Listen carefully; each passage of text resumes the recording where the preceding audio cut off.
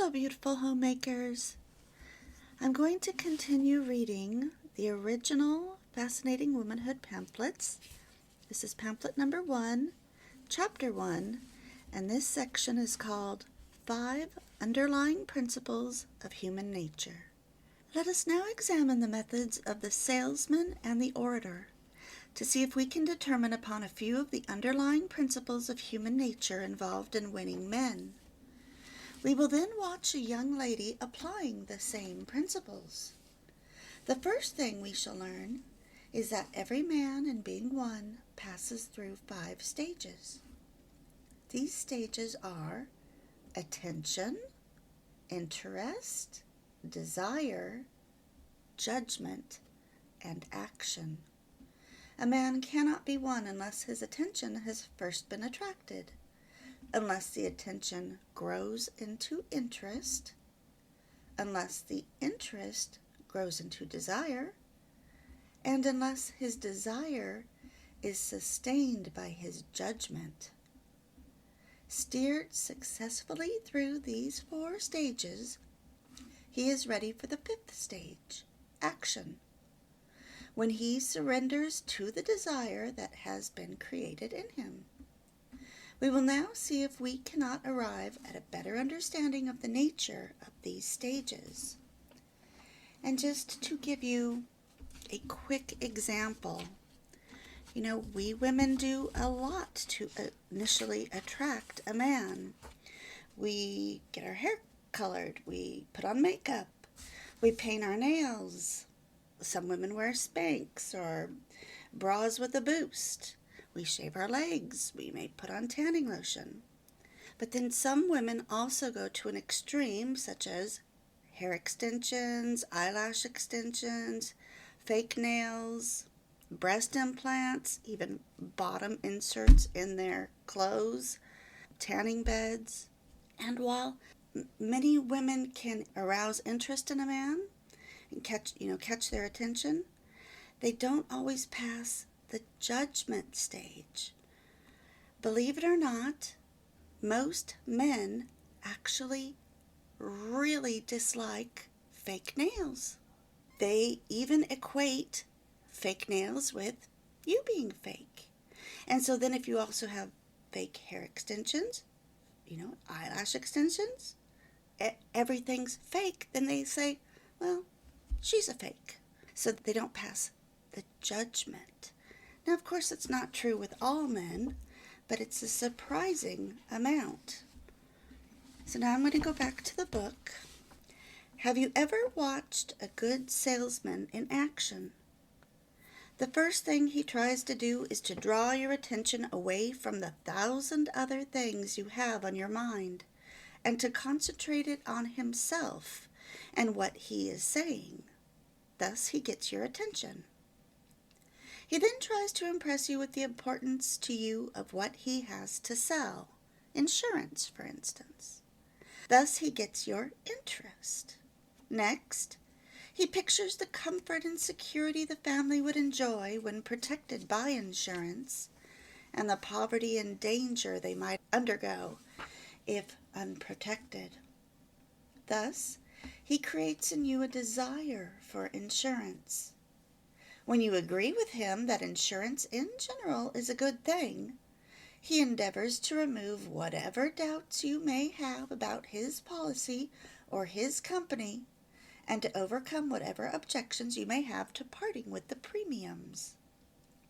Thus, he satisfies your judgment. Last of all, he points out that in another week you shall have to pay a higher rate. That if you wait, a spell of sickness may prevent you from passing the medical examination. That as death comes suddenly without warning, delay is dangerous to the welfare of your family. Before you know it, he has your name on the dotted line. Thus, he prompts you to action. It will be observed that before surrendering to the salesman's determination to sell you insurance, you were maneuvered through each of the 5 stages. It will be observed also that if any one of the stages had been omitted, the following stages would never have been reached. The complete sale requires all 5 stages. How Shakespeare proved them. To show the universality of these principles, we will now turn to an entirely different situation. Let us get down our volume of Julius Caesar and observe how Marc Antony applies them in his oratory. Antony seeks to arouse the people of Rome into avenging the death of Caesar. But the people have been persuaded that Brutus, in slaying Caesar, was performing an act of public service. 'Twere best he speak no harm of Brutus here. Because of this feeling among the people, Antony has difficulty at first in getting them to listen to him. He begins, therefore, by saying a good word for Brutus. For Brutus's sake I am beholding to you, by quieting their objections to hearing anything good of Caesar. I come to bury Caesar, not to praise him. And by insisting upon his great respect for Brutus. For Brutus is an honorable man. Thus does Antony gain their attention. How Marc Antony aroused interest. Peace! Let us hear what Antony can say. Antony now proceeds to tell them of Caesar's deeds. He was my friend, faithful and just to me. He hath brought many captives home to Rome, whose ransoms did the general coffers fill. When the poor have cried, Caesar hath wept. Bear with me, my heart is in the coffin there with Caesar. But here's a parchment with the seal of Caesar. I found it in his closet. 'Tis his will. Let but the commons bear this testament, which, pardon me, I do not mean to read. And they would go and kiss dead Caesar's wounds, and dip their napkins in his sacred blood. Meanwhile, the people are becoming more favorably disposed. They want to hear about this remarkable will. Thus does Antony arouse their interest. How Marc created desire. The will! We want to hear Caesar's will. Then Antony proceeds to work upon their feelings. He lets them know how Caesar loved them, how he even went so far as to make them his heirs.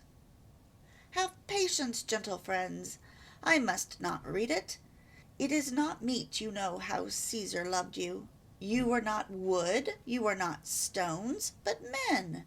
And being men, hearing the will of Caesar, it will inflame you. It will make you mad. 'Tis good you know not that you are his heirs. Next, Antony endeavors to bring home to them the great wrong this man, who loved them and made them his heirs, has suffered. He gathers them around the dead body of Caesar. The very mantle in which Caesar is wrapped, he points out, was worn for the first time on the day Caesar won a great victory for the glory of his country. Look, in this place ran Cassius's dagger through. See what a rent the envious Sessa made. Through this the well-beloved Brutus stabbed, and as he plucked the cursed steel away, mark how the blood of Caesar followed it. Judge, O you gods, how dearly Caesar loved him. This was the most unkindest cut of all, for when the noble Caesar saw him stab, ingratitude, more strong than traitors' arms, quite vanquished him, then burst his mighty heart. Kind souls, what weep you to behold our Caesar's vesture wounded? Look you here. Here is himself, marred, as you see, with traitors. As a result of Antony's appeal to their gratitude, to their patriotism, their sense of injustice, and their pity for Caesar's lot, the people are filled with an overwhelming desire for vengeance against the conspirators. Thus has Antony aroused their desire. How he satisfies judgment. Antony seeks now to show the reasonableness of this desire, to remove any question in their minds as to his motive in stirring it up, to convince them that the desire is not the result of his oratory, but of their own sense of justice and duty. I come not, friends, to steal away your hearts. I am no orator, as Brutus is, but as you know me all, a plain, blunt man, that loved my friend, and that they know full well that gave me public leave to speak of him. For I have neither wit, nor words, nor worth, action, nor utterance, nor the power of speech to stir men's blood. I only speak right on. I tell you that which you yourselves do know. Show your sweet Caesar's wounds, poor, poor dumb mouths, and bid them speak for me. But were I Brutus, and Brutus Antony, there were an Antony would ruffle up your spirits, and put a tongue in every wound of Caesar, that should move the stones of Rome to rise and mutiny. Thus are they convinced that their desire for vengeance is justified. If Brutus were in his place, says Antony, he too would stir them to revenge, and would do it 1,000 times more effectually. The facts, however, speak for themselves. Their desire for vengeance is simply a matter of right, of justice, of honor, and of patriotism. Thus does he satisfy their judgment. How he secured action. Now that he has inspired them with a desire for vengeance, and has satisfied their objections, Antony urges them to surrender to their desire, to act. The will itself, the trump card which he has been reserving for the last, is now read to them. To the people who have already been clamoring for revenge, the reading of this will, bequeathing Caesar's entire fortune to the people of Rome, makes further hesitancy impossible. Something must be done, and done immediately. The mob, completely won over by Antony, rushes away to fire the traitors' houses and otherwise wreak its vengeance. Thus does Antony secure action. Antony and Cleopatra. Here also then we find that the men, in being won over, were maneuvered through the 5 stages of attention, interest, desire, judgment, and action. Shakespeare never heard of the modern science of salesmanship. The salesman may never have read Julius Caesar. How does it happen, if this be true, that both hit upon the same plan of winning men? Because that plan is based upon the principles of human nature, of which both Shakespeare and the salesman were diligent students, and because no plan based upon human nature could be different. The plan is simply the natural result of the peculiarities of mankind. When Antony himself was induced to give up his ambitions of empire and idle away his days with Cleopatra, he was undoubtedly led through the same 5 stages through which he had led the Roman mob. Men are won in no other way. Winning men cannot be anything else but arousing a desire and getting them to act upon it. Attention and interest are a necessary preparation for desire, and the approval of judgment is usually a necessary preparation for action. I'm going to end the video here. The next one will be about, we will continue chapter 1, and it'll be about how the fascinating girl applies the principles, the story of Johnny and Miss Innocent.